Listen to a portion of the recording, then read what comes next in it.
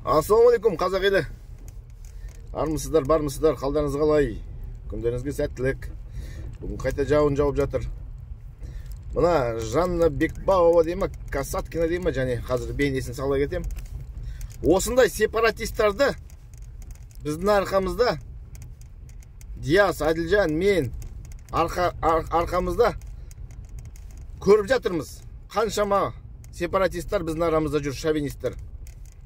Ұлттық қауіпсіздік комитетіне қазір айтам, осындай мүмкіншілікті қолданып, арамыздағы іріткі салып жүрген, алдамыздағы совет өкіметін аңсап жүрген азаматтарды дереу түрде жұмыс істеп жатсыздар. Мен білем, оны істеп жатсыздар.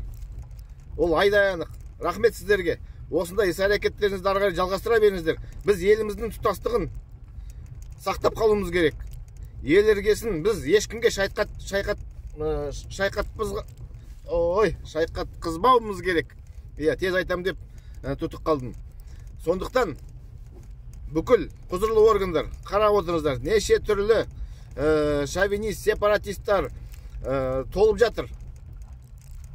Біздің мемлекеттіктің тұтастығына қарсы шығып жүргендер көп. Ресейді аңсап жүргендер көп шақырып атқан.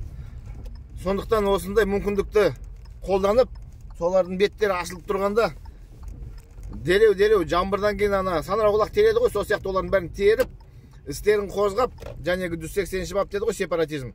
Сол баппен олардың бәрін орындарына қойып, отырғызып, немесе депортация жасап қоя беру керек.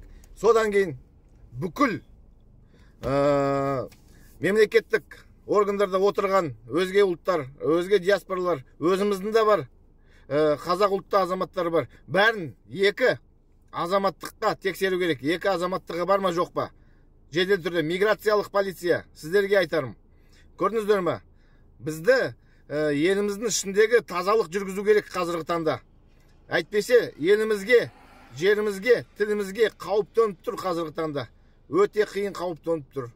Сондықтан өздеріңізге ұсыныс, осылай жұмыстарыңызды ары қарай атқара беріңіздер. Еліміз аман, жұртымыз тыныш болсын. Қазақ елі мәңгі жасай берсін.